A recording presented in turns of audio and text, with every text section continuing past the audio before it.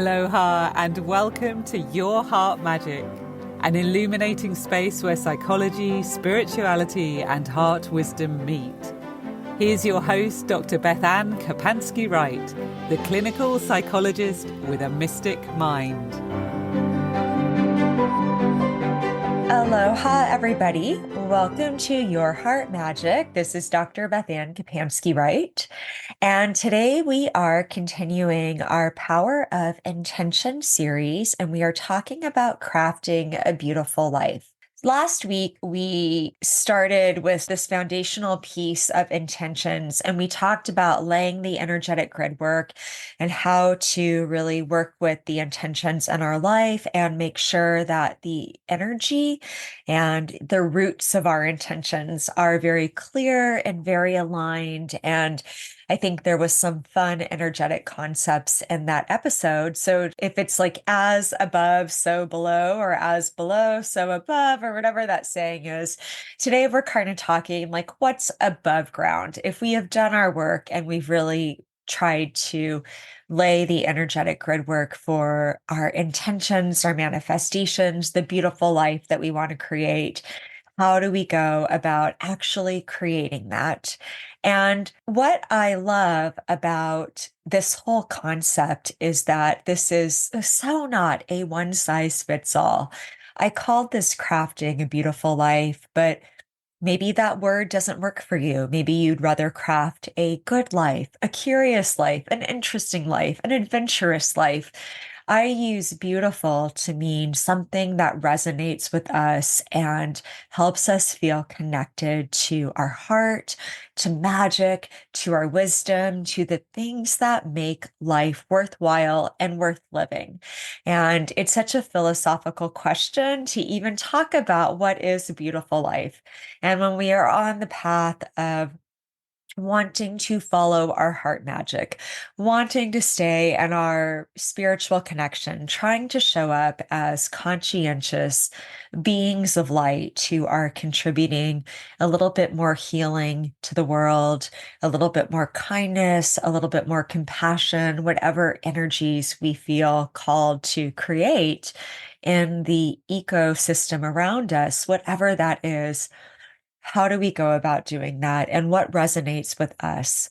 So, when we talk about the idea of crafting a beautiful life, just keep in mind this is a very fluid concept that is very subjective and in the eye of the beholder. And something that I really started asking myself a few years back is what makes a good life?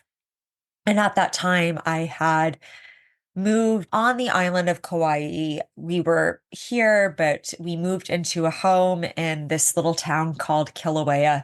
And it really marked, this is back in 2021. It really marked for me this very sort of definitive beginning of what felt like a new cycle and a new chapter. And of course, as we have always talked about on the podcast, one cycle moves into the next. So there's a lot of overlap between them. But I felt this shift within myself. And sure enough, over the next year, I was going to make some profound external shifts in my life that really felt like, yes, I am moving into a new cycle. And as I was working through all of that, I was really contemplating the question, what makes a good life? Because our answer to that question has everything to do with how do we craft a beautiful life? And if we don't know what makes a good life, and we can't figure that out for ourselves, or we're cloudy on it and we need to figure that out, or we need to reevaluate. That right there is our starting point for figuring out how do I go about setting intentions? How do I go about crafting a beautiful life? Well, we have to figure out what does that mean for us? And that might be something that we keep redefining as we grow and as we have experiences across our timeline. So we can certainly revisit this question at different points in our own architecture of development and in our own timelines and in all the growing up and becoming that we do as these wonderful, soulful beings taking this human journey. But if we can come up with our answer for what makes a good life, and I suspect for many of us, when we really sit down and map that out, it really comes back to what our value systems are and really identifying what do we value, how are we trying to create a life that is in alignment with those values? And then on top of that, we might have our hopes and dreams. What are some of the individual things that we feel called to bring into the world or experience or we want to create? And maybe there's some stuff in there about legacy or the mark that we'd like to make or the work that we'd like to pass on or the inheritance of light, the legacy of light that we hope to leave on the planet, whether that is in a very overt way or a very subtle way of just walking humbly and living close to the earth and close to your heart. And I think that when we can figure out those pieces for ourselves, we really get to have some fun and play with this idea of, well, then how do I go about crafting a beautiful life? And when we talk about the power of intention, that right there, if your intention is, I want to craft a beautiful life, or again, use your own best word there, a fluid life, a curious life, a life of experience, that's an intention. Intentions can be something very, very specific, but they can also be sort of this overarching umbrella that we house the rest of our goals and hopes and dreams and experiences under. And so I think when we talk about the power of intention, the idea of living a beautiful life, crafting a beautiful life, living with meaning, living with some sort of purpose or intentionality, figuring out what makes a good life, and then trying to focus on those things, that is an intention that probably will stay with you for a lot of your journey. I know for myself that I keep coming back to this question and I keep coming back to this choice of saying that if I want to have a life of beauty, then that is really on me to work with what I have and to try and create as much joy, as much goodness, as much gratitude, as much meaning and wisdom and learning from the experiences that life gives me. It is a dance that I am doing with life, and I'm creating from the ingredients that I am working on manifesting myself and bringing into the world. And sometimes I'm creating from the ingredients of what life brings me. And I wasn't trying to create any particular thing. Life just happened. And I was kind of bowed over by it because the sheer velocity of it brought some circumstances in. So there is an ebb and a flow to that. And that brings me to the first point that I want to share about how do we craft a beautiful life. And that is the idea of radical accountability and radical acceptance. And I think one of our starting places needs to be having a very compassionate, radical acceptance of where our lives are at, like right now at this point in time, and being brave enough to take fierce accountability and fierce responsibility for where our life is at. So, I want to talk about what fierce accountability and I suppose radical acceptance is not.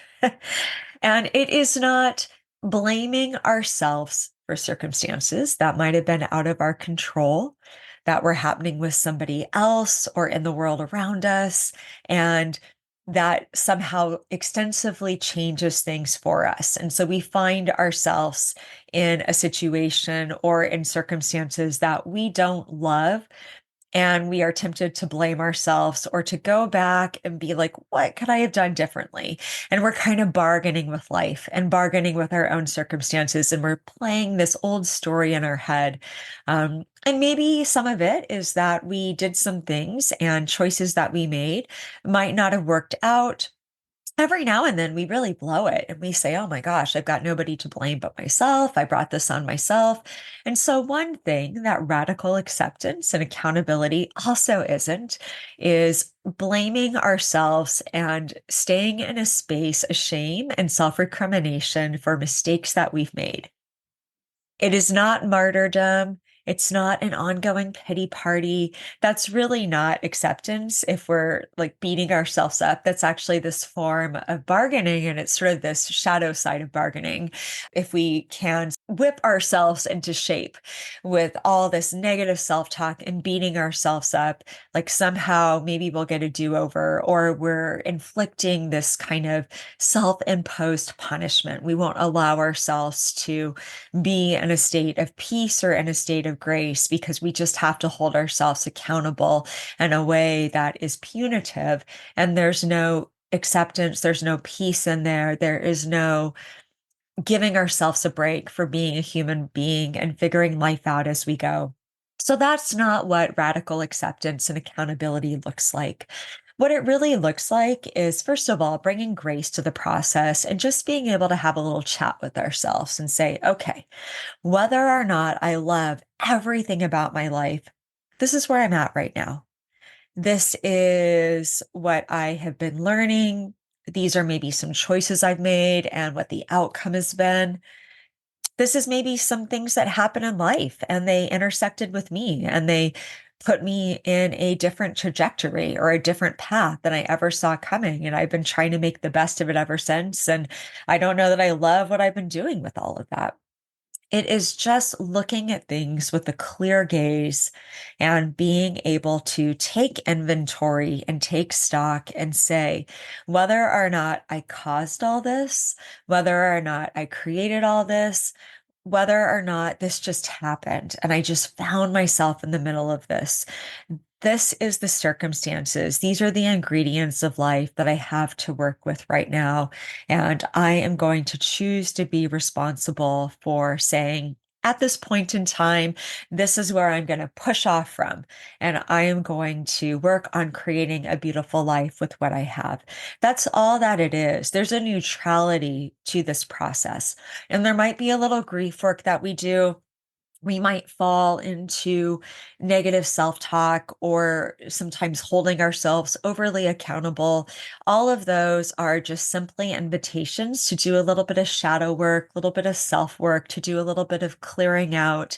If we realize that we're being overly hard on ourselves, there's so many self-interventions that we can take to try and bring more compassion to our voice, to learn how to be compassionate, to reach out and try and talk to somebody and see if we can get a little bit of a different perspective, to read somebody else's story, maybe. And they come out and say, hey, I'm a human being too, and I don't love these choices I made, but here's how I've chosen to grow from it. I mean, there's so many points of intervention that we can make, but we have to be realistic about what we're working with.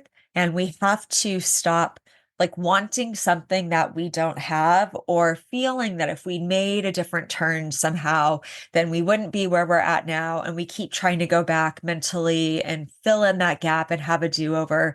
We just have to find a way to say, this is what is. And from here is where I'm going to launch myself and I'm going to build myself. And when we talk about laying the energetic grid work, and we talked about last week's episode on that, there's such beautiful work that we can do if we are in a space and we say, wow, I really don't like some of these ingredients. We can say, well, I want to make peace out of this. I want to come to peace with myself. I want to learn the art of radical acceptance and compassionate detachment. Those right there are intentions. So we can make this step malleable and learn to shift our perspective around it if we feel like we've got some growth to do. And the next thing that we really want to do is look at what is going right. There is a fearless gratitude, a relentless gratitude, a commitment to the practice of noticing the good that I think so many of us have to be really vigilant and cultivating in our lives, because I think it's that easy to focus on all that's not going right. I think part of the human condition is that it is difficult for us to be content, that there's a little bit of restlessness inside us. There's a little bit of wanting more. And if we can learn to harness that energy, this can work for us in really beautiful ways. we can say, I do want more out of life. And so maybe that becomes the catalyst that helps us make a courageous change. Maybe it becomes the catalyst that helps us get our ducks in a row and set a goal around some accomplishment that we want to do or some new skill or hobby that we want to learn. And that restlessness, that tension of not wanting to be complacent and wanting to somehow create or do more, it actually supports us and kind of ignites a spark within us.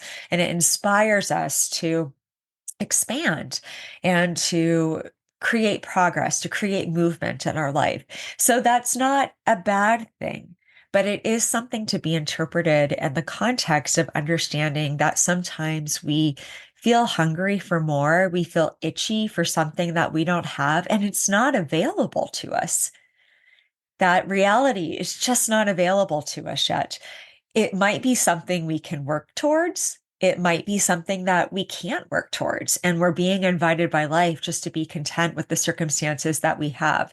That is something that I can't interpret for people. We just have to meet ourselves where we're at with that and be able to ask ourselves the question of, can I change this? Is there anything that I can do with this? And if the answer is no, then how can I find, again, that radical acceptance for this? How can I be okay with this? And then what are the good things right now? What are the gifts right now? What are the things that are beautiful and wonderful and bring a sense of peace to my well-being? It's a funny thing about life. And I think one of the wisdoms that adults often learn as they continue on their own developmental path and their own timeline, and they learn this wisdom in aging, is that sometimes the more you have, the more you amass, or the more you accomplish, sometimes it just comes with more issues or more things to manage, or it clutters up life more. Every now and then, people get what they always wish that they had, right? They imagine that wouldn't it be great to make it to this next tier, this next level, whatever that is. And if I had that, somehow it would give me this thing, whether it would solve my financial issues or whether it would give me such a sense of satisfaction or such a sense of accomplishment, or I would feel like I am making my mark in the world and I'm doing this thing. And then you get there, and often you find out that there is management that you have to do to stay there, or this whole new sphere of experience opens up to you, and it's not all good. There are hard experiences. There are more lessons to be learned there. Sometimes you get to this upper tier and you realize that there is some sort of tax that comes with it. And I suppose if we're talking money, maybe we could say that's a monetary tax, but I was actually just thinking being taxed by life. If you are somebody who develops a huge following because you have been putting your art out there and you really wanted people to connect with your art, that might be a beautiful thing. There might be such a sense of satisfaction from it. And then often, though, if you talk to artists, there is pressure to, what are you going to create next? Well, I liked it better when you were doing this genre. There is a pressure to stay connected to your audience, to stay relevant, to stay, gosh, and the algorithms, if you are trying to put your work out there on the online in any way that builds an audience or builds a base, there are all these strings attached to it when you get there. And you might wistfully say, oh my gosh, I wish I was just back in this pure place when I was just making art for art's sake. And I had these big dreams in my heart, and I was kind of unfiltered by the world around me. And I was just the beginning of my journey, and I had so much optimism. So there's this funny thing that sometimes we get to a certain space, and it's like, well, remember when you wanted what you have now? And at the time, that seemed amazing. And then we get there. And sometimes it's not so great, and sometimes it's great, but it also comes with this whole other side of things that we never saw coming, because oftentimes we have to be experiencing something to really realize that no experience is perfect. All experiences have what we can call a light side and a shadow side, a positive side and a side that can come with challenges. And we kind of find our path in the middle of those and learning to balance and work with all of those energies and to build bridges and to unify those experiences inside of ourselves. That is part of how we create wholeness and harmony in our life. So, that piece of just being relentless in gratitude. We talk about that a lot on Your Heart Magic, but I think that is such an important part of creating a beautiful life. What is already beautiful?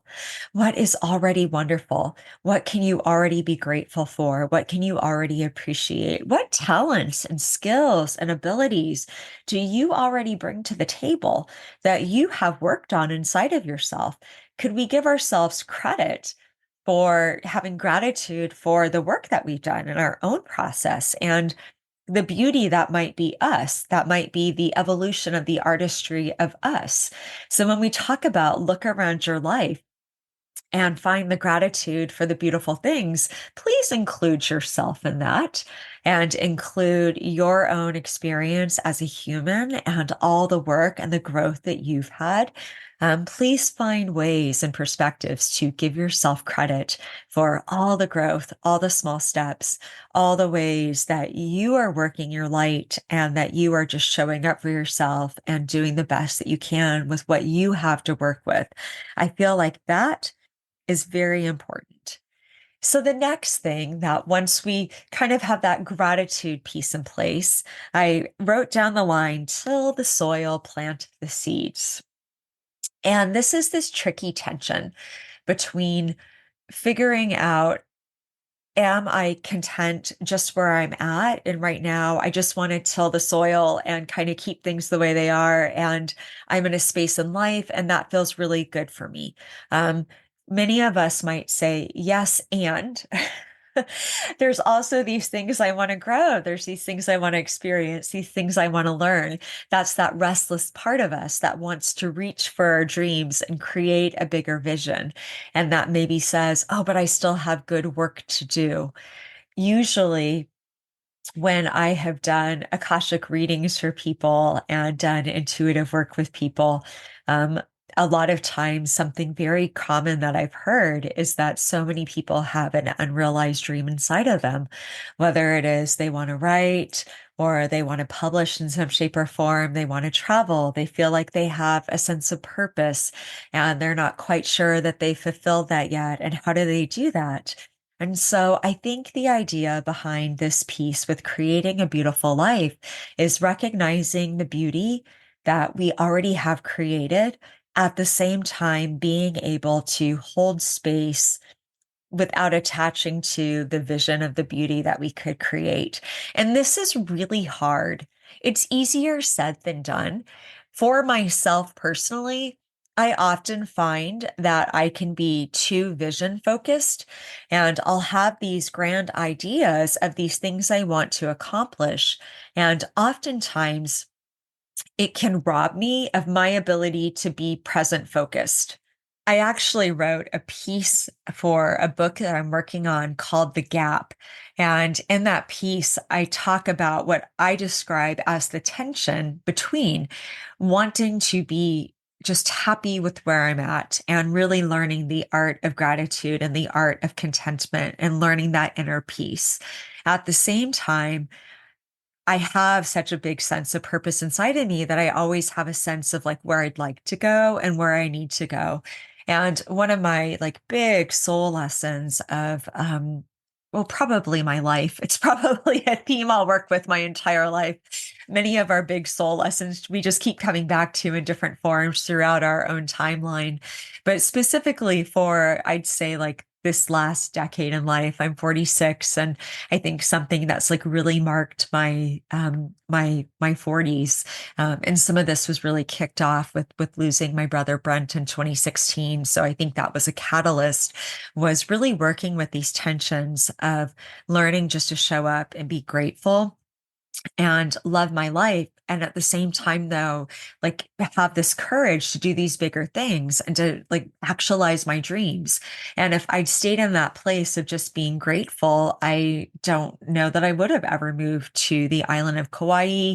I think it would have been really kind of scary and big for me to find the courage to start writing.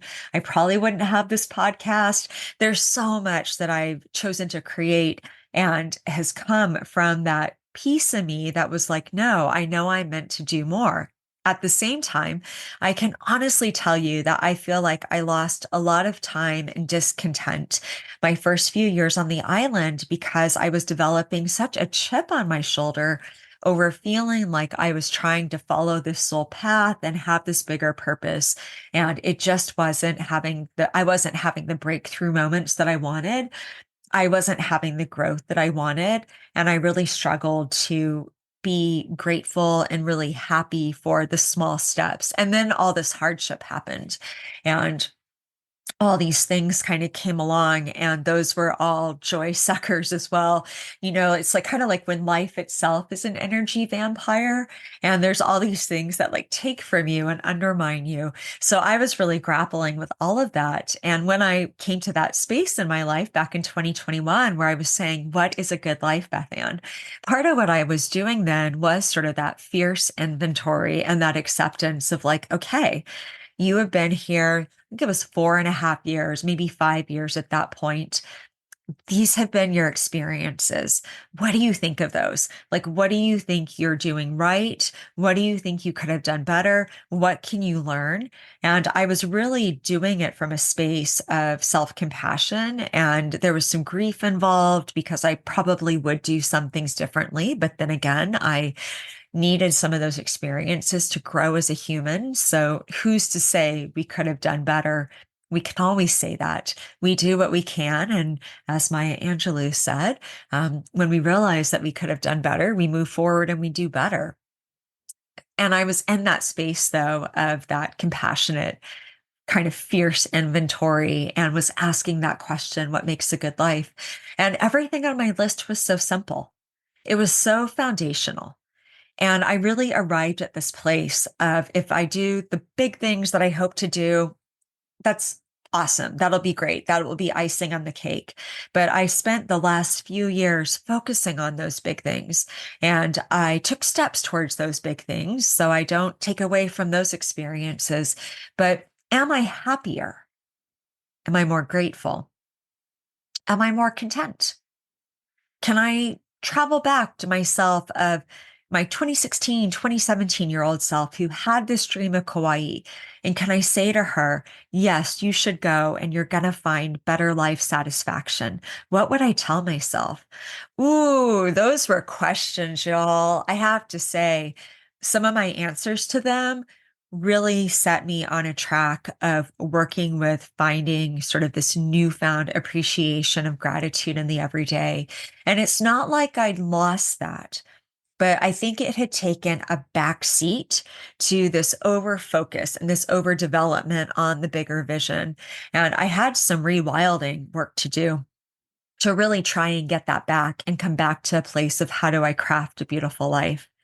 So much of what I came back to was these really foundational lessons, this kind of old territory that I'd really walked back in right after my divorce and right after my spiritual awakening earlier in 2010, 2011, 2012. And it was really coming back to this place of like, well, a good life is what you make of it. It is creating a mindset of finding the good in every day, focusing on the good. It is remembering that self-pity is a dead-end street. You can have a time-limited pity party. It's a true story. I used to do this. I'd set my timer. Like you get 30 minutes to wallow, and then you have to get up and go do something good for yourself. You can write about it. You can transmute any grief you have, and you can create beautiful words out of it. but you can't stay there. You don't get to wallow. It was remembering that a day well lived and a day of just finding gratitude was a beautiful life. It was really choosing to work with the circumstances that I had in life and just try and find the beauty and the joy and make the best of it. And so I think that when we talk about working with what we have while at the same time planning for any dreams, tilling the soil, planting the seeds. We work with the energy of realizing that there just might be some tension there and that it's not about being future focused versus just learning to be content in the everyday. It's about finding balance, our own equilibrium, our own sense of what is the fulcrum of knowing that we are mindfully envisioning whatever it is that we'd like to hope for, dream, achieve, contribute to, while at the same time making sure on a day-to-day basis that we can find good things to ground us into contentment, into peace, and into a sense of satisfaction. And that's really, I think, what it comes down to when we talk about creating a beautiful life. We have to keep learning how to find the extraordinary and the everyday. I say this a lot on Your Heart Magic, but I need the message. And so maybe there's others who need this message as well. But the longer that I go on my timeline and I sort of do this human aging journey, the more I keep realizing that life is really comprised of so many moments where we're either down in the valley or it's just a normal routine day. Nothing extraordinary happens if we don't look for it. That those mountaintop moments and chasing those mountaintop moments are not what it's about. They happen. We can create little mountaintop moments for ourselves. We can take ourselves on a fun adventure if we need some joy or exploration. We can be Pippi Longstockings and become a thing finder on a day-to-day basis and collect as many beautiful things or experiences as we want to. If you're not familiar with Pippi, that was such a delightful children's series. And there is one of the books, she's like this thing finder and she goes out looking for treasure. And the treasure could be this piece of string and a bouncy ball that she found and, a little coin or something like that. And she gets so excited because she found this treasure. We can develop that kind of mindset within ourselves. But I think that ultimately it really is about knowing that we have to bring that mindset, that shift, that ability to get excited, to find the wonder on a day-to-day basis. And we can absolutely try and create opportunities where that's more likely to happen.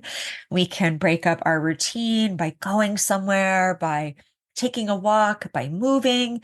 We can meditate and connect with spirit. We can bust out our box of Crayola crayons and we can do some art and we can do something that makes it delightful. And we think, oh my goodness, I just had such a wonderful adventure in art right now. We can watch something inspirational. We can work with exactly where we're at and bring in this extraordinary. But I often think that if we're waiting for something big to happen, it's like it's already happening. This is it. And while we might not love every day, there are beautiful things, there are grateful things happening on a day-to-day basis that we can really find the magic in. Spirit is always moving around us. We can say, angels, help connect me to the magic again. Give me synchronicity. Help me to see some signs. Help me to have a sense that I'm not alone in this. We have so many things that we can work with when we allow ourselves to open to the magic of the everyday and allow ourselves to be awed and amazed at this wonderful world and so many miracles that are happening around us all the time. All right. That feels like a beautiful stopping place for today. Have a wonderful week and best of luck, everybody, with crafting whatever beautiful life that you are creating for yourself. I hope this brought some inspiration through and a little bit more permission to keep doing that. Next week is going to be a talk story episode. I have a particular theme that I want to focus on. I'll share what that is next week. And so I thought the best way to do that is to share some of my writings around this theme and some personal reflections on some of the things coming up for me with that. So you can stay tuned for that. And in the meantime, be well, be love, be you, and be magic. You've been listening to Your Heart Magic with Dr. BethAnne Kapansky-Wright. Tune in next week for a new episode to support and empower your light.